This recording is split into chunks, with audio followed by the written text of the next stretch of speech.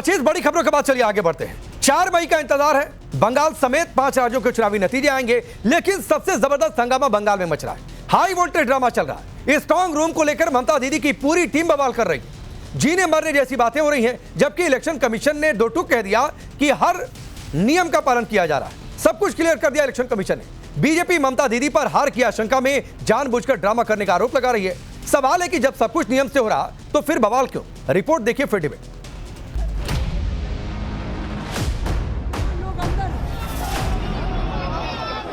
लेकिन हम तो ये नहीं चाहते हैं कि लोकतंत्र को वोट जबरदस्ती दखल किया जाए। ममता जी हर हजम नहीं कर पा रहे। बूथ लूटने या ईवीएम लूटने का न तो हमारा संस्कार है। इलेक्शन कमीशन अंधा हो गया। अधिकतर एग्जिट पोल में बंगाल में दीदी की विदाई और पहली बार बीजेपी सरकार के बनने की तस्वीर क्या दिखी? बंगाल में बवाल मच गया, हंगामा मचा है। खुद दीदी सड़कों पर है। बीती रात कोलकाता में टीएमसी ने बिना जानकारी दिए ईवीएम स्ट्रांग रूम खोलने और संदिग्ध लोगों की मौजूदगी के आरोप लगाए। कई टीएमसी नेता अपने समर्थकों के साथ धरने पर बैठ गए। हंगामा बढ़ा तो सीएम ममता बनर्जी भी रात 8 बजे सखावत मेमोरियल स्कूल स्थित ईवीएम स्ट्रांग रूम पहुंची। ममता लगभग 4 घंटे अंदर रही। देर रात करीब 12:07 पर बाहर निकली तो दो टूक कह दिया कि अगर ईवीएम लूटने और मतगणना में हेरफेर की कोशिश हुई तो हम जान की बाजी लगा देंगे। पॉलिटिक्स में रोज चलेगा, झगड़ा भी चलेगा, लेकिन हम तो ये नहीं चाहते हैं कि लोकतंत्र को वोट जबरदस्ती दखल किया जाए। इतना एट्रोसिटीज हुआ, इतना टॉर्चर हुआ, हमारा एजेंट को इतना अरेस्ट किया, इतना वन साइडेड हुआ, उसका बाद भी अगर ऐसा ईवीएम मशीन को लूट करने के लिए, अगर काउंटिंग लूट करने के लिए कोई कोशिश करे तो हम जिंदगी मौत एक करके हम लड़ेंगे। और हम सब कैंडिडेट, सब चीफ इलेक्शन एजेंट को, जितना भी पार्टी है, सबको बोलते हैं आपका हक है, आप देखभाल कीजिए। 4 मई से पहले हो रही हलचल में विपक्षी गठबंधन के साथी भी ममता दीदी के समर्थन में कूद पड़े। चुनाव 5 राज्यों में हुआ। एग्जिट पोल भी सभी राज्यों के आए, लेकिन बवाल सिर्फ बंगाल को लेकर हो रहा। आरोप बीजेपी और इलेक्शन कमीशन पर लगाया जा रहा। सुनिए सपा और शिवसेना के क्या आरोप है। तो भारतीय जनता पार्टी को मालूम है कि चुनाव वो हार रही है, तो चुनाव जीतने के लिए अब इलेक्शन कमीशन का ही सहारा बचा हुआ है। तो जो डकैती पूरे देश में डालते रहे, लोगों की जेब पे डालते रहे, किचन के अंदर डालते रहे भाजपा वाले, वो चाहते हैं कि पश्चिम बंगाल का चुनाव उनके हाथ में आ जाए। मशीन सुरक्षित नहीं है। ममता दीदी ने जो कल कोई वीडियो वायरल किया है, आपने देखा होगा, पूरे सिर टूटे हैं मशीन के। मशीन यहाँ वहाँ वो गोडाउन में गिरे हैं, कोई सुरक्षा नहीं है। इलेक्शन कमीशन अंधा हो गया। सवाल है कि ये बौखलाहट क्यों? क्या दीदी को अभी विदाई का डर सताने लगा है? सबकी किस्मत ईवीएम में लॉक है, फिर भी इस तरह से ड्रामा के पीछे वजह क्या? वैसे स्ट्रांग रूम में किसी भी प्रत्याशी की तरफ से ऑथराइज किया गया व्यक्ति ही जा सकता है, लेकिन टीएमसी को अब इस नियम से भी इलेक्शन कमीशन पर एक तरफा होने का शक है। जगह इसके पहले तक भी कैमरा देख सकते थे, हर कोई पॉलिटिकल वर्कर या प्रेस भी देख सकती थी। अब उसपे पाबंदी है। अब सिर्फ एजेंट को, जिस एजेंट का नाम हम लोग देंगे कैंडिडेट, वो 10 एजेंट शिफ्ट वाइज एक जन करके कुछ देर के लिए रह के वीडियो विंग करेंगे। यही ये सिद्धांत एक तरफा है। जबकि इलेक्शन कमीशन ने पहले स्ट्रांग रूम वाले आरोप पर सब कुछ क्लियर कर दिया। इसी की तरफ से कहा गया कि जो भी हो रहा सब नियम के दायरे में हो रहा। सीओ आप लोगों को बोला है कोई अंदर में नहीं है, ये सिविल स्ट्रांग रूम है, तो कोई अंदर में नहीं है या है, ये तो बाहर में जो इलेक्शन कमीशन का जो लाइव स्ट्रीमिंग हो रहा है सीसी कैम में, तो आप देखिए वहां पर कुछ लोग काम कर रहा है अंदर में, और हम लोगों का कोई रिप्रेजेंटेटिव नहीं है, वो काम कर रहा है। पूछने के बाद वो बोल रहा है पोस्टल बैलेट सेग्रीगेट कर रहा है। हमारे स्टाफ गए, वो खोल लेते आपका कहते हैं पोस्टल बैलेट का रूम, क्योंकि पोस्टल बैलेट का रूम का नियम है कि 4 बजे खोलेंगे। सब पॉलिटिकल पार्टीज को as per rule election commission का इंटीमेशन दिया गया था, कैंडिडेट्स को आरओ नहीं दिया था। आपको आना चाहिए था वहां पे आते आप जो है और आपके सामने खोला जाता। टीएमसी और ममता बनर्जी के ईवीएम स्ट्रांग रूम पहुंचने पर बीजेपी हमलावर है। बीजेपी इसे ड्रामा बता रही। आरोप पर जवाब देते हुए कहा कि ममता दीदी को हार सामने दिख रही, इसीलिए जानबूझकर नाटक रचा जा रहा है। ये ममता जी हर हजम नहीं कर पा रहे। 4 मई दीदी गई, ये सपने में भी सोच नहीं सकती। उसका जो भावनाओं है उसको डरा रहे हैं। तो इसी का कारण ममता जी ये नाटक लेकर सामने आया। बूथ लूटने या ईवीएम लूटने का ना तो हमारा संस्कार है, ना हमारे कार्यकर्ता ऐसा करते हैं। टीएमसी की इसी प्रकार की उसकी नीति, रीति और आचरण रहा है। इसे जो जैसा होता है उसे वैसा दिखाई देता है, लेकिन हम जनता के आशीर्वाद से पश्चिम बंगाल में बहुत बड़े बहुमत के साथ सरकार बनाने जा रहे हैं। उधर बंगाल चुनाव रिजल्ट से पहले के रुझान का असर पड़ोसी मुल्क बांग्लादेश में भी दिखने लगा है। बीजेपी सांसद निशिकांत दुबे ने सोशल मीडिया पर बांग्लादेशी सांसद का बयान पोस्ट करते हुए आरोप लगाया कि टीएमसी के मददगार धीरे धीरे सामने आ रहे हैं। तो अब सवाल है कि बंगाल के नतीजों से पहले जो कुछ हो रहा, क्या वो वाकई साजिश का हिस्सा है या फिर हार का डर सता रहा? दावों और आरोपों के बीच बंगाल की जनता ने अपना फैसला लॉक कर दिया है। अब देखना यह भी है कि 4 मई किसके लिए शुभ और किसके लिए अशुभ साबित होगी। Bureau report, times now Bharat. तो चलिए आपने रिपोर्ट देखी। मैं आपका परिचय आज के मेहमानों से करवाता हूं। शिवम त्यागी भारतीय जनता पार्टी के नेता और राष्ट्रीय प्रवक्ता स्टूडियो में है। शुभरास्ता आपसे थोड़ी देर में जुड़ जाएंगी। रमनीश वत्स जुड़ चुके हैं। सुजाता मंडल टीएमसी की नेता हमारे साथ जुड़ेंगी। चंद्रमोहन शर्मा जी कांग्रेस पार्टी के नेता और प्रोफेसर धर्मेंद्र यादव समाजवादी पार्टी के नेता और प्रवक्ता। आप सभी का बहुत बहुत स्वागत है। धर्मेंद्र यादव, आपसे शुरू कर लेता हूं। टीएमसी के नेता जब तक जुड़े, वहां पर स्ट्रांग रूम पर हंगामा है, बहुत आप लोग कनेक्ट कर रहे हैं बंगाल से इस समय। पांडे जी, इलेक्शन रूम के जो स्ट्रांग रूम का जो सीसीटीवी कैमरा है, उस कैमरे की फुटेज को मीडिया को भी दे देना चाहिए। मैं तो कहता हूं उसको लाइव स्ट्रीमिंग होना चाहिए।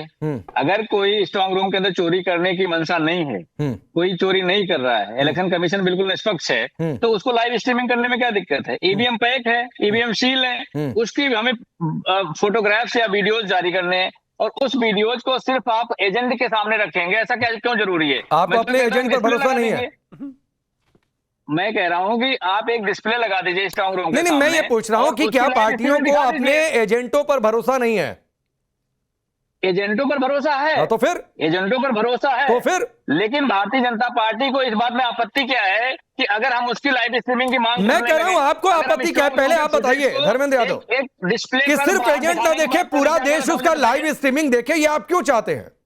और क्यों आपको अपने एजेंट पर भरोसा नहीं है? तो भाई, अगर आपको पहले अपने एजेंट पर भरोसा नहीं है धर्मेंद्र यादव, तो आप पर देश की जनता कैसे भरोसा करेगी, मुझे ये बताइए। हमें इलेक्शन कमीशन पर भरोसा नहीं है। अरे अपने एजेंट की बात पूछ रहा हूं भाई, आपके एजेंट की बात पूछ रहा हूं। हमें इस बात की चिंता है, लोकतंत्र की हत्या करती है भारतीय जनता पार्टी, इसलिए हमें इस बात की चिंता है। अरे मैं आपसे जनहित में लोकतंत्र को बचाने, धर्मेंद्र यादव, मैं आपसे आपके एजेंट की बात पूछ रहा हूं। आप कह रहे हैं पूरे देश को दिखाओ, पूरे प्रदेश को दिखाओ, केवल एजेंट क्यों देखे? चंडीगढ़ में इलेक्शन कमीशन के रिटर्निंग ऑफिसर ने किस तरह से टेम्परिंग किया था? अरे मैं फिर आपसे जो पूछ रहा हूं, आप चंडीगढ़ भाग रहे हैं। रिकॉर्डिंग मैं चंडीगढ़ भी भागने नहीं दूंगा, अन्ना शिमला मनाली भागने दूंगा। मैं आपसे पूछ रहा हूं कि आप ये कह रहे हैं कि सिर्फ एजेंट क्यों देखे, पूरा देश देखे, आपको अपने एजेंट पर भरोसा क्यों नहीं है? हमें अपने एजेंट पे भरोसा है। एक एजेंट, सुन लीजिए, हमारे एजेंट पे भरोसा है।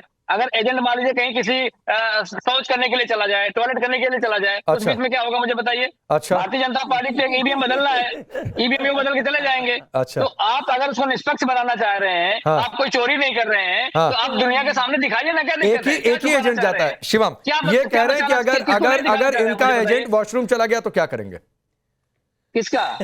अरे आपका और किसका? वही, इनकी बुद्धि भी वहीं चली गई जहां एजेंट जाने की बात कर रहे हैं। मतलब कमाल हो गया, थोड़ा तो दिमाग लगाना चाहिए। मान लो लाइव स्ट्रीमिंग कर देते हैं, ठीक है, इनके हिसाब से स्ट्रांग रूम की लाइव स्ट्रीमिंग होनी चाहिए। वो लाइव स्ट्रीमिंग मान लीजिए, फर्ज करिए बंगाल के 10.5 करोड़ लोगों को एक्सेसिबल है, कोई भी व्यक्ति उसको 2 मिनट में तोड़फोड़ करके अपने हिसाब से उसको जो है वीडियो को क्रॉप एंड पेस्ट करके आराम से भ्रामक खबर फैला सकता है। पूरे राज्य में आग लग जाएगी मुश्किल से 15 मिनट में।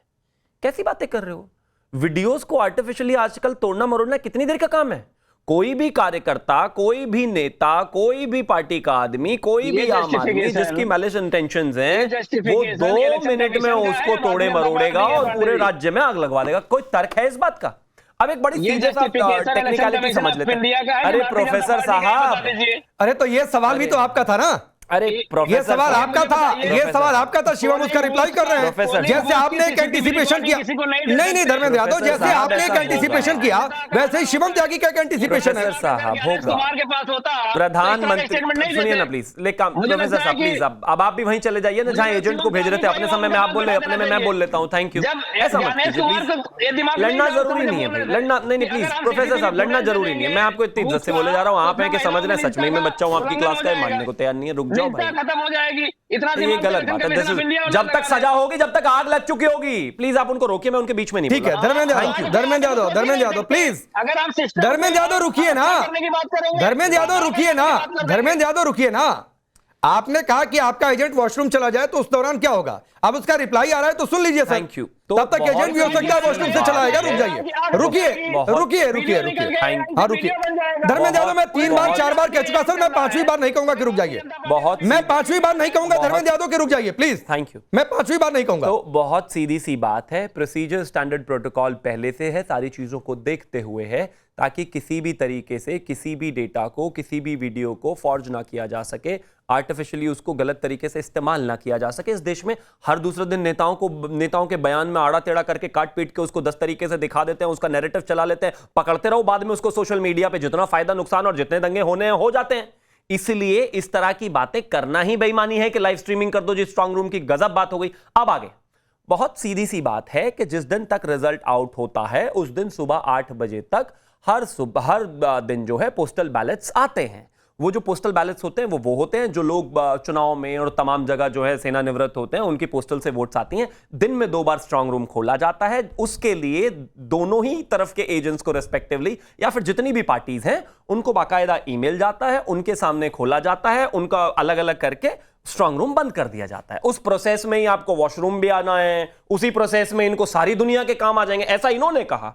अरे गजब बात हो गई। कोई तर्क है इस बात का कि एजेंट को वॉशरूम आ गया? इससे तो मतलब इसको कोई अब क्या ही कह दे आदमी, ऐसी भी कोई बात नहीं है। और वहां पर वीडियो रिकॉर्डिंग ऑलरेडी है, अगर ऐसी स्थिति पैदा होती है तो कृपया करके ये बेफिजूल की बातें करना बंद करो। जनता ने हरा दिया, मान लिया।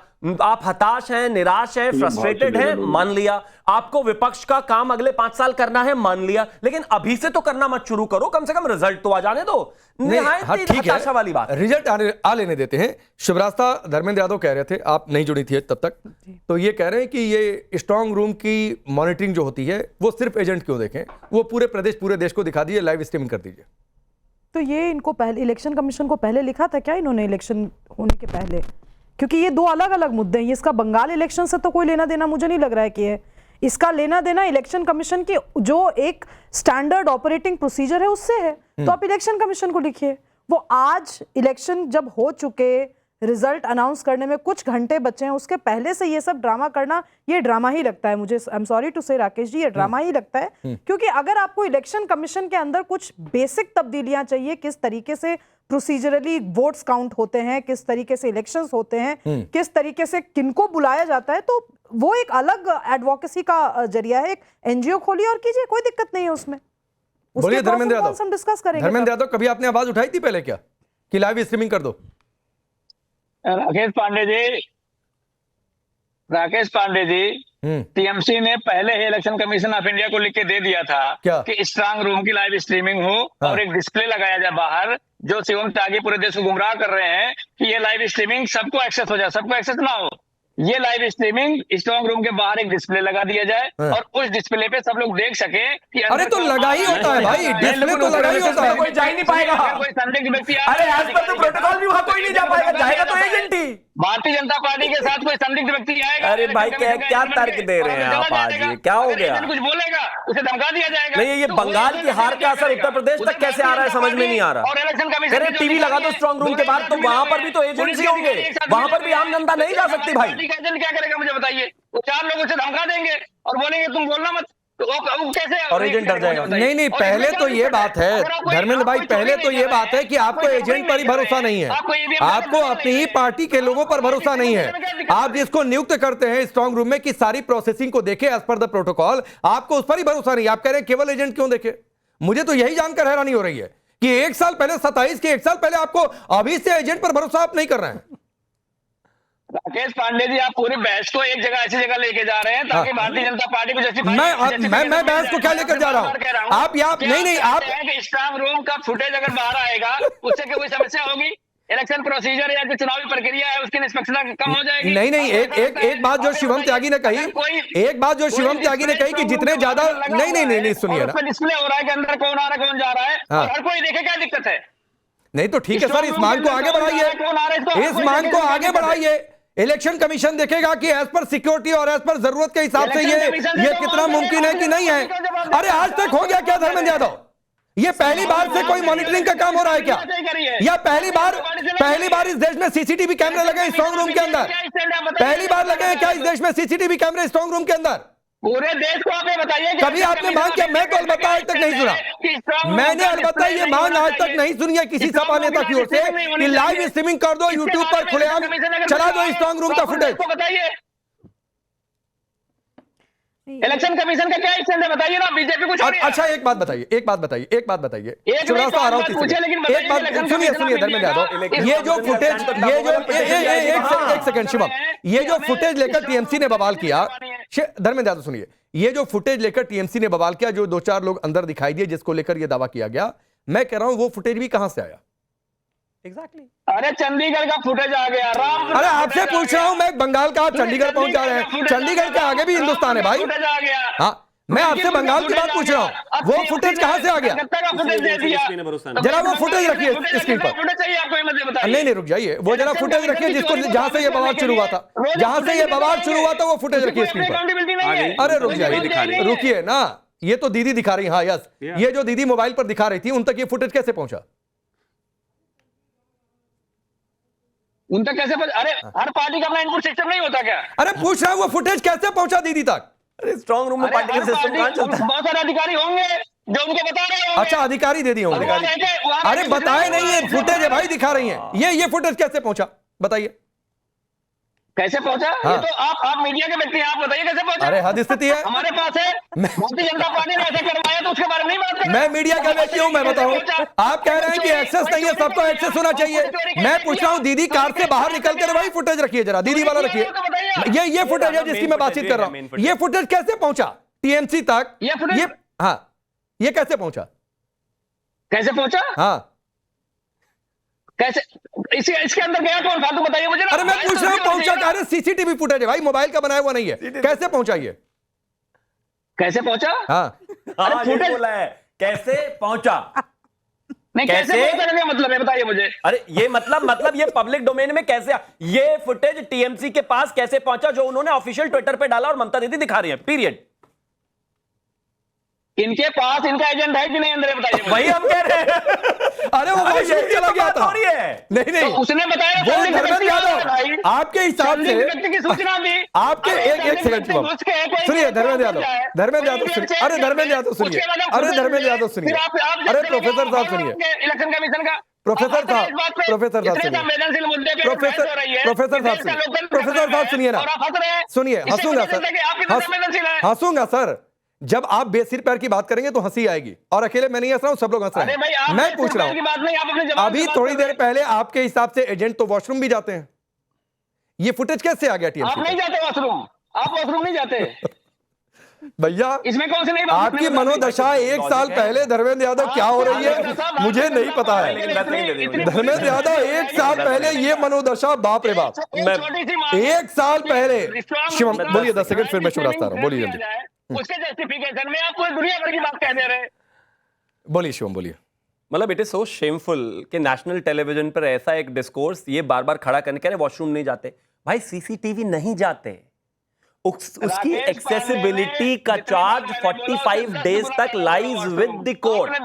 कभी भी आप उसको जाकर क्लेम कर सकते हैं, आपके एजेंट्स उसको क्लेम कर सकते हैं। ये जो वीडियो फुटेज आया है ये वहीं से आया है, उसी के आधार पर आपने झूठ बोल दिया पूरी जनता में और पूरे टीएमसी के कैडर में, और सबको रात को बुला लिया ये कहते हुए कि ये देखिए पोस्टल बैलेट्स में घोटाला हो रहा है। अब अगर रात को वहां हंगामा हो जाता, लात घुसे गोली चल जाती, कौन जिम्मेदार होता? जबकि सबको पता है कि टीएमसी के एजेंट्स को, भाजपा के एजेंट्स को इलेक्शन कमीशन ने ईमेल करके बाकायदा बुलाया है। टाइम एंड अगेन जब वो नहीं पहुंचे तो बाकी सारी पार्टीज के एजेंट्स के सुपरविजन में वहां होते हुए इलेक्शन कमीशन ने अपना काम किया। इन लोगों ने 2 मिनट में वो फर्जी वीडियो बनाकर और झूठ कर दिया बाहर। अब बताओ इसका क्या इलाज है? नहीं, इलाज की बात तो अलग है। मैं तो शिवराज साहब ये सोच रहा हूं कि साल भर पहले धर्मेंद्र यादव का ये हाल है, क्या होगा अगले 1 साल में? अगले 1 साल में देश की राष्ट्रीय राजनीति रिकैलिब्रेट होगी।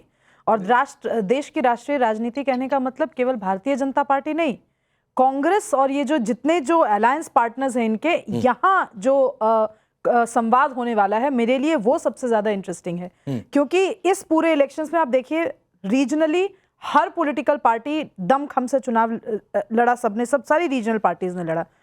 तमिलनाडु में डीएमके को कांग्रेस से समस्या रही, कांग्रेस को डीएमके से समस्या रही। ममता बनर्जी की राहुल गांधी से समस्या रही, राहुल गांधी को ममता बनर्जी से समस्या रही। आरजेडी और कांग्रेस का क्या तालमेल रहा वो हमने बिहार इलेक्शंस में देख लिया। तो अब सवाल ये है कि इंडी गठबंधन किस रूप में आगे बढ़ेगी।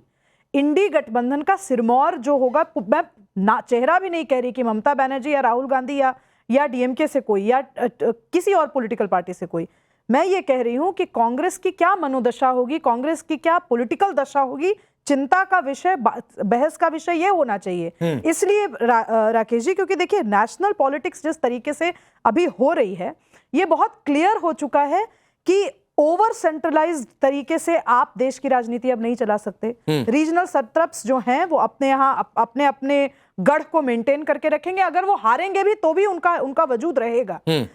इसके कहने का मतलब यह है कि आप विचारधारा का जो कोलिशन है उसके बियॉन्ड आपको रीजनल सेंटिमेंट, वहां का जो पॉलिटिकल ग्रामर है उसको साथ लेते हुए आपको एक नेशनल नैरेटिव बिल्ड करना होगा। अब इन सबके बीच में कांग्रेस आप कहां देखते हैं कांग्रेस को? वो पोल के रूप में तो नहीं उभर कर आ रही, मैक्सिमम वो पिवट के रूप में रह सकती है। और यही पे संवाद इंटरेस्टिंग होगा, क्योंकि राहुल गांधी जी अगर चाहेंगे कि वो नेक्स्ट प्राइम मिनिस्टेरियल कैंडिडेट अपने आप को प्रेजेंट करें, तो ममता बनर्जी क्यों चुप रहेंगी? अखिलेश यादव जी को क्यों चुप रहना चाहिए? डीएमके को क्यों चुप रहना चाहिए? तो मेरे लिए ये बहुत इंटरेस्टिंग होने वाला है। तो यहीं से डिबेट आगे बढ़ाते हैं। बोलिए चंद्रमोहन जी, बताइए क्या जवाब है शिवराज का? देखिए, शिवराज जी का भी जवाब देता है, ये कोई पहली बार थोड़ा हुआ है। 2014 से पहले, 2014 के बाद तो लगातार हुआ है, क्योंकि उस लगातारी के अंदर तुम्हारा ही शहर, तुम ही कातिल, तुम ही मुद्दई, तुम्हारा ही शहर का जजमेंट, तो ये तो बार बार हुआ है। और वीडियो फुटेज कहां से आ गया? फुटेज तो तब भी नहीं आया राकेश जी, जब हंसी आपकी निकली, जब इस देश की सुरक्षा के अंदर 350 किलो RDX आ गया और देश की सुरक्षा एजेंसियों को, गृह मंत्रालय को पता नहीं चला। और इस इलेक्शन के अंदर गृह मंत्रालय ने अपना हेड ऑफिस बंगाल में बना लिया, 350 CISF के जवान साथ रख लिए, लेकिन 80 जवानों की जानकारी के लिए उनके पास जानकारी नहीं थी। तो सुभाष जी को तब भी कलम नहीं चली, क्योंकि देश के 80 बेटे शहीद हो गए, लेकिन कांग्रेस के नाम की राजनीति, सुभाष की राजनीति कलम से चलती रह गई और शुभम त्यागी जी की हंसी निकलती रह गई। अरे विषय तो यह है कि अगर आप कह रहे हो कि वो फुटेज निकला, तो या तो बीजेपी ने निकाला या टीएमसी ने निकाला, तो जवाब ये दो कि वो फुटेज में ऐसा क्यों हो रहा है। अब सुनिए ना सर, एक मिनट चंद्रमोहन जी, एक आपने मेरे से सवाल किया, उसका जवाब दे लीजिए, फिर शुभ रास्ता भी रिप्लाई कर देंगी। सुजाता मंडल जुड़ गई है, उनके पास भी जाऊंगा। अब सुनिए ना सर, सुनिए चंद्रमोहन जी, सुनिए सर, सुनिए। आपने कहा, एक मिनट, होल्ड ऑन। आपने कहा ना 350 किलो RDX मिला तो मेरी हंसी क्यों नहीं निकली? सर, RDX निकलने पर हंसा नहीं जाता, थोड़ा सा कॉमन सेंस रखिए। सुनिए चंद्रमोहन जी, सुनिए ना सर, RDX मिलने पर हंसा नहीं जाता है, कई लोग मारे जाएं तो हंसा नहीं जाता है। इसलिए मेरी हंसी तब नहीं निकली, तब मैं देश की सुरक्षा को लेकर गंभीर था। और आज हंसी इसलिए निकली है चंद्रमोहन जी, क्योंकि यहां पर बैठकर धर्मेंद्र यादव कह रहे हैं कि अगर मेरा एजेंट वॉशरूम चला गया तो उस समय सिक्योरिटी कौन देखेगा, इसलिए हंसी निकली। इसलिए मेरी हंसी निकली कि जब वहां पर पर्याप्त व्यवस्था है कि एक एजेंटों का पूल होता है, अगर इतना कॉमन सेंस नहीं है सर, तो हंसेगा ही आदमी। आप गंभीर नहीं हो सकते देश की सुरक्षा पर, देश की सुरक्षा के मसले पर भी आपको लगता है कि एंकर को सवाल पूछते हुए हंसना चाहिए, तो सर अपनी सोच का इलाज करवाइए। मैं माफी के साथ ये बात कह रहा हूं, नहीं कहना ये चाह रहा था। अपनी मानसिक स्थिति पर आप लोग विचार करिए कि आरडीएक्स मिल रहा है तो एंकर हंसकर सवाल पूछे, कई लोग मारे गए तो एंकर हंसकर सवाल पूछे।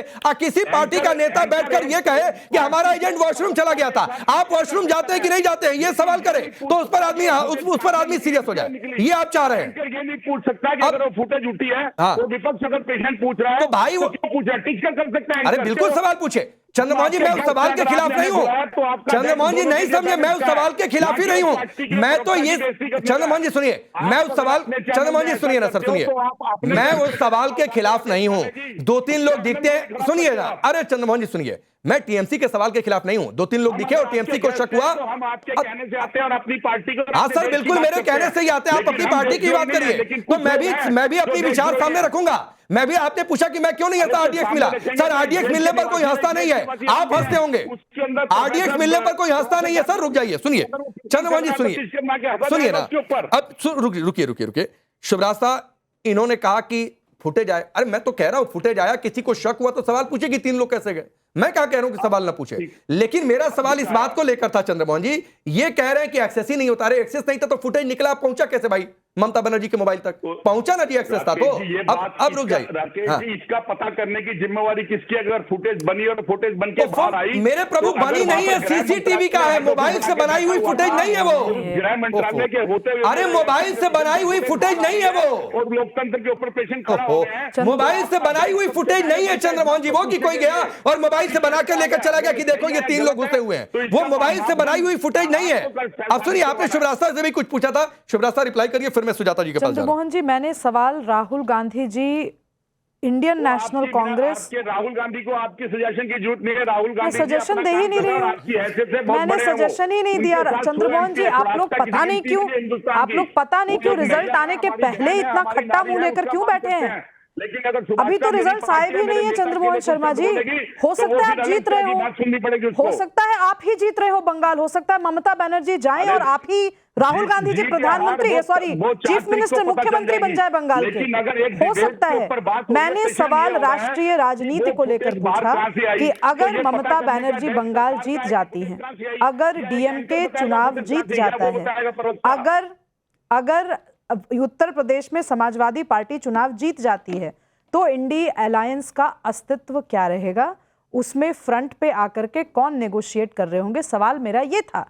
इसको आपने आरडीएक्स से जोड़ दिया, इसको आपने उस फुटेज से जोड़ दिया जो सीसीटीवी फुटेज है। आप बार बार कह रहे हो रिकॉर्ड कैसे किया गया। अरे भाई, सीसीटीवी फुटेज कोई व्यक्ति जाकर रिकॉर्ड थोड़ी करते, सीसीटीवी लगी हुई होती है, तो बेसिक टेक्नोलॉजिकल ज्ञान है। लेकिन खैर, मैं उस पर नहीं जा रही।